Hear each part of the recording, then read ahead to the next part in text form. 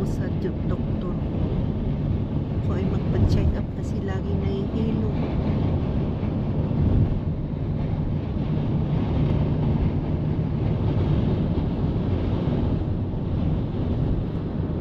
Ang lakas pa man din ng hangin.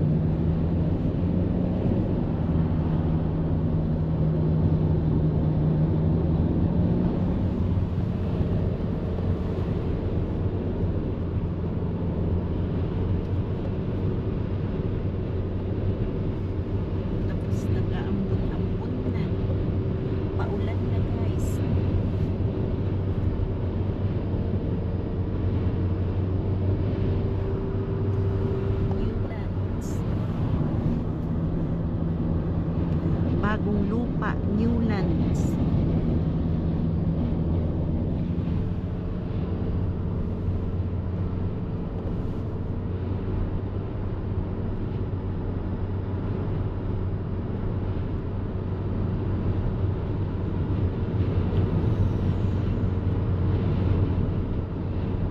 Yung GP kasi namin guys, yung doktor, nasa Tawa, malayo sa amin.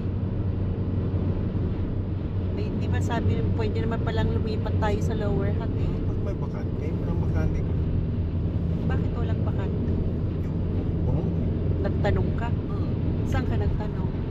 Sa ano, sa stock.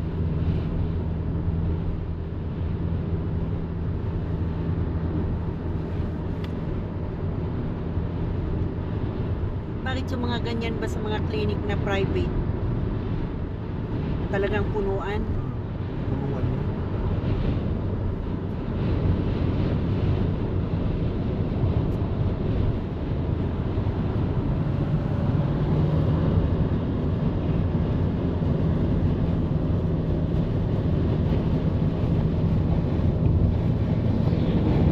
Yung clinic kasi namin guys malayo sa amin. Dito pa sa Tawa.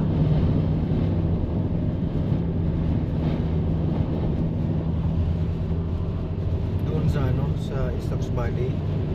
Yung ano ko, natanungan ko doon.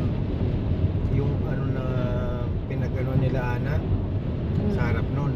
Oo, yung ano. Oo, alam ko yun. Yung clinic doon. Wala po ano eh. Okay na yun eh. Kailan ka nagtanong pa? Doon pa. Ay, baka may ano na ngayon. May available na.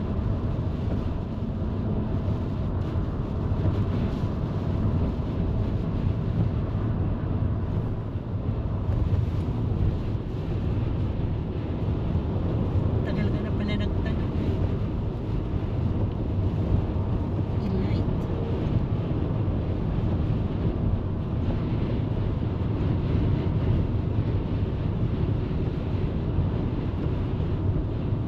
Ang daming sasakyan.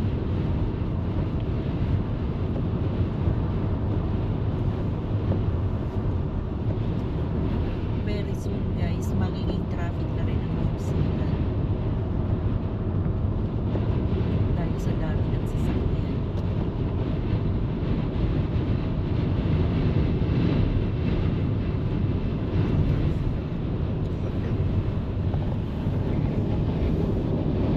Palin, sasakyan.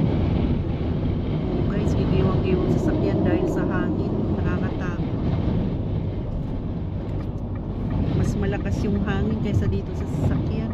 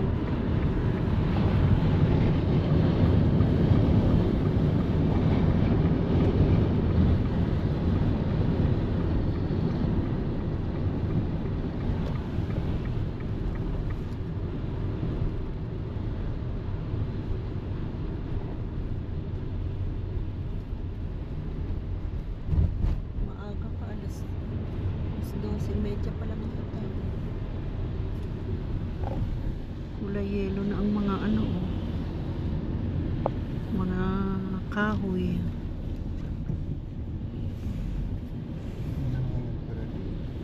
Ha? May ano? Binahayang kako yan. Ah. Di ba yung nandyan, ano yan, kulungan?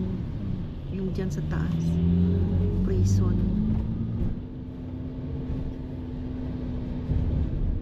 Tawa.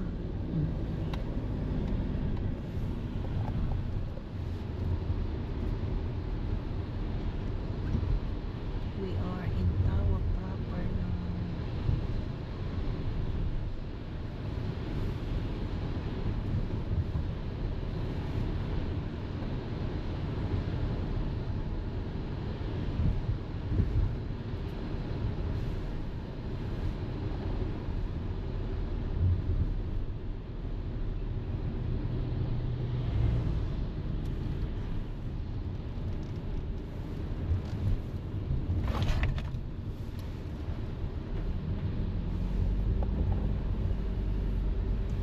Mahal na talaga ang singil ngayon ng mga jeep, mahal. Kahit saan. Si Brenda ka nga 65 yata eh. Huh? 25 lang sa Eh, bakit sa akin?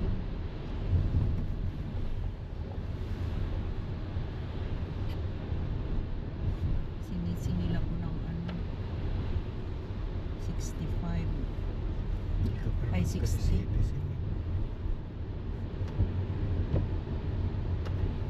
Permanent na eh.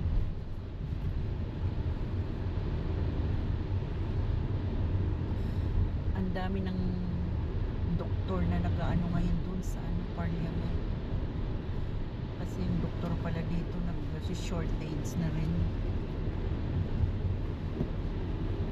Parang yung teacher. Si Dok nga eh. Si Doktor, ano, Obrigado. Doktor yun. Pagdating dito, ano lang, alalay lang. Ay, kailangan nila mag-aral uli eh, pagpunta Ay, nila ayaw dito. na mag-aral ni Dok.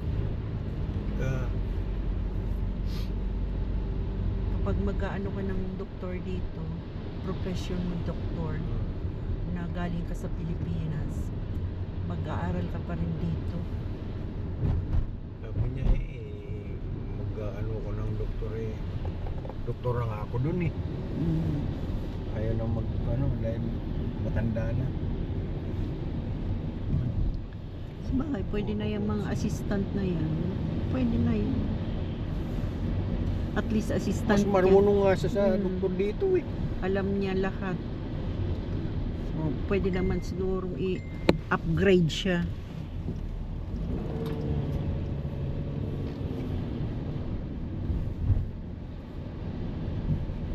Mahirap din guys dito pag pumunta ka, halimbawa nursing ka, punta dito, mag-aaral ka pa rin ng ano nila. Kung teacher ka, mag-aaral ka pa rin.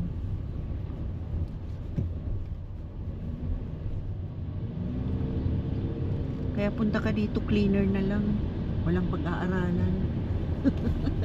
Cleaner ka na lang. Linis. Wala kang pag-aaralan kung paano maglinis. Yes, me, mag-architect ka, ganun din. Mag-aaral ka pa rin dito para magmamaster yung gagawin. May refresh yung utak.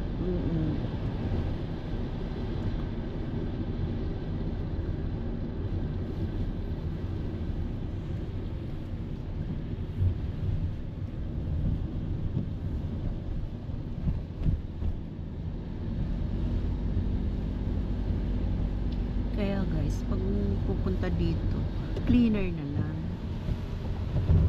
Mas mabuti pa. Kaya lang, hindi ka naman makakapunta dito guys ng ganyan lang. Na wala kang skin. Ako na, tsambahan ko lang eh. Pagpunta ko dito, tsamba lang lahat. Hindi pa kasi masyadong mahigpit noon. Pagdating ko dito guys, naka-visitors visa ako. After 4 months, nag-apply ako ng working visa. Nakakuha naman ako ng working visa agad. Wala na yung mga yung marireach mong ano, yung sahod na ganyan. Kagaya ngayon 33 point something kailangan ng magbigay sa yung employer, ganun. Noon hindi ko kinailangan mag ano ng employer noong 2019. Hindi ko kailangan maghanap ng employer. Meron ka kasing partner. Mm-mm. Pero ganun din ngayon, mahal. Kahit may partner na, ganun na din ang ano, ang rules. Kailangan mong mag ano, maghanap ng employer. Mahirapan. Iba na nga ang ano ngayon, New Zealand. Iba na yung Marami na natutunan na. kasi lalong hinigpitan nga kasi nga yung may mga migrant dito na lumipat. Halos 50% lumipat ng Australia. Umalis ng New Zealand, pumunta ng ibang lugar, karamihan sa Australia.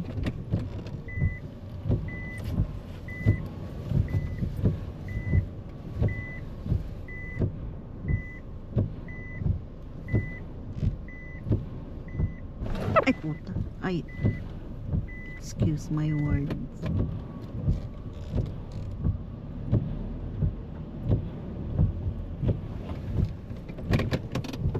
Ayan guys, sumaulan talaga. Tawa Bowling Club.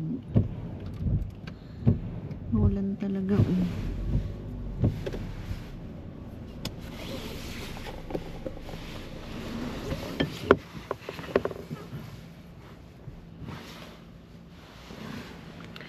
Masama ang panahon. Galit ang kalikasan. Umulan. Guys, like and share po, comment, and click the notification bell po para updated po kayo. And pa-subscribe na rin po. Maraming salamat.